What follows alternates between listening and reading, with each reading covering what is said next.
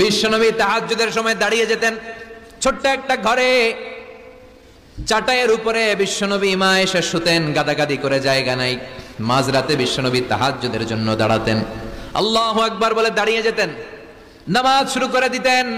বিশাল বড় সূরা পড়তেন, কিরাত পড়তেন, রুকু করতেন, কিন্তু সিজদার জায়গায় সিজদা দেওয়ার জায়গা নাই। সিজদার জায়গায় মা এসা পা বিছিয়ে শুয়ে আছে।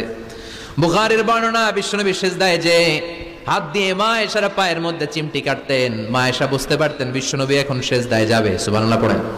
মা এসা বুঝতে পেরে পা দুইটা সরিয়ে নিতেন, বিশ্বনবী সিজদা দিতেন। সিজদা দিয়ে বিশ্বনবী যখন আবার দাঁড়িয়ে যেতেন, মা আয়েশা পা বিছিয়ে আবার শুয়ে পড়তেন। কি ইবাদত ছিল বিশ্বনবীর! হাত্তা তাতাওয়াররামু খাদামা। মা আয়েশা বলতেন বিশ্বনবী দাঁড়িয়ে থাকতে থাকতে এত সময় ধরে তাহাজ্জুদের সালাত পড়তেন, ওনার পা গুলো ফুলে এরকম টিউমারের মতো মোটা হয়ে যেত।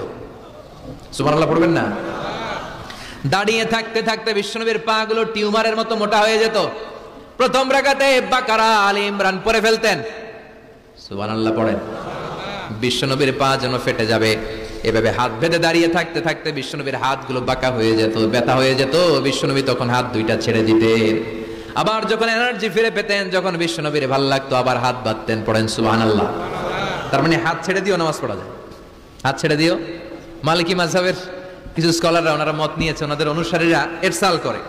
আমাদের দেশে কেউ বাদে এইভাবে, কেউ এইভাবে, কেউ এইভাবে। মালিকিরা বাদেই না, কেউ বাদবই না, কি করবি কর, আছে না নাই? আপনি যদি হজ করতে যান মক্কা মদিনায় এই আমলগুলো দেখতে পারবেন। এটা সুন্নাত একটা আমল। হাত ছেড়ে দিলেও যেখানে সালাত হয়ে যায় ওই জায়গায় কই বাঁধবে এই নিয়ে কিলাকিলি আছে না নাই? উপরে না নিচে, আমিন জোরে না আসতে, আছে না নাই? বিশ্বনবী লম্বা সময় দাঁড়িয়ে তাহাজ্জুদ পড়তেন। তাহাজ্জুদ পড়লে আপনার মর্যাদা বাড়ায় দিবে কে? সাইয়েদনা জিবরাইল বললেন, ইন্না শারাফাল মুমিন ফি কিয়ামিল লাইল। বিশ্বনবী বললেন, জিবরাইল এসে আমাকে বলে গিয়েছে মুমিনের মর্যাদা তাহাজ্জুদের নামাজের ভেতর। সুবহানাল্লাহ পড়েন।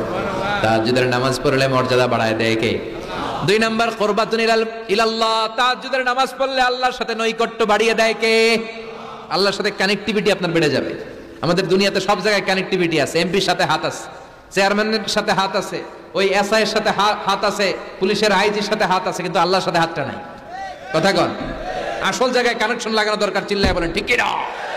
মান লাহুল মাওলা ফালাহুল কুল্লু। যে ব্যক্তি আল্লাহর হয়ে যায় গোটা বিশ্ব তার হয়ে যায়। যে সব জায়গায় যে ধর্ণা দেয় আল্লাহর কাছে ধর্ণা দেয় না, তার কোনো মর্যাদা নাই।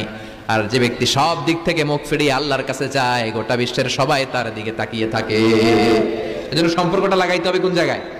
তার মানে তাহাজ্জুদ পড়লে মর্যাদা বেড়ে যায়, আল্লাহর সাথে সম্পর্ক বেড়ে যায়। বিশ্বনবী বললেন, মানহাতুনা আনিল ইসম। তাহাজ্জুদের নামাজ পড়লে, তাহাজ্জুদের নামাজ আপনারে পাপ কাজ থেকে বাধা দিবে। সুবহানাল্লাহ পড়ে। তাহাজ্জুদ যারা পড়ে এরা পাপ কাজ করে না। চিল্লায় কোন ঠিক কি না? 4 নম্বরে মুকাফফিরাতুল লিসাইয়্যাত। পাপ আর অন্যায় যদি কিছু হয়েও থাকে, তাহাজ্জুদের নামাজ পড়লে তাহাজ্জুদের নামাজ পাপগুলোরে ধুয়ে মুছে সাফ করে দেয়। এজন্য তাহাজ্জুদ পড়ার দরকার আছে না নাই?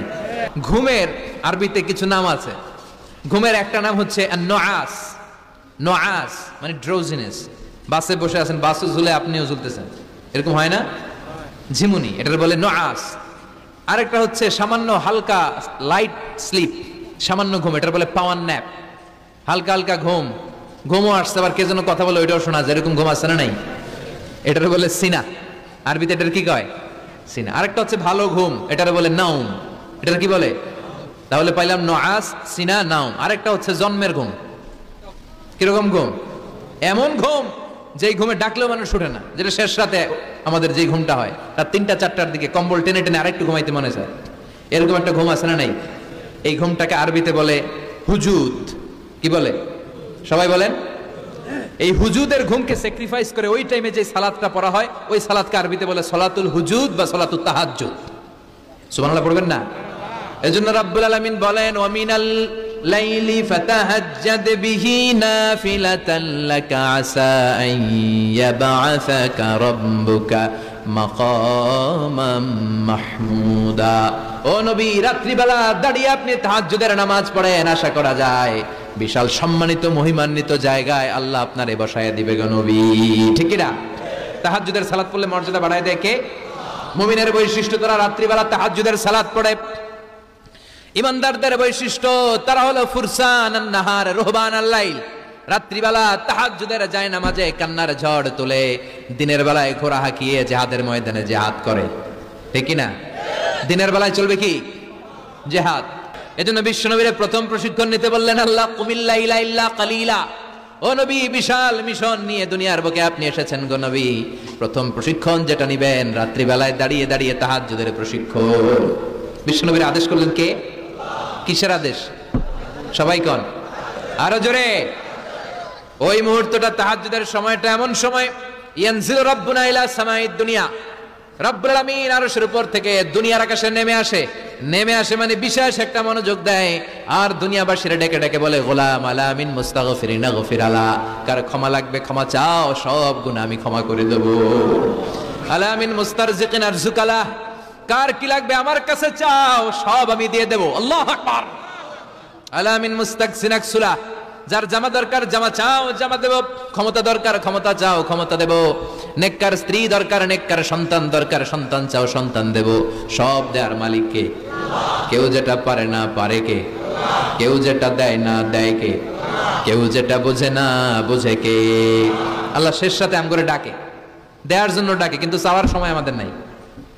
উনি দেওয়ার জন্য প্রস্তুত, কিন্তু এটা তো নেওয়ার লোক লাগবে। কথা কন।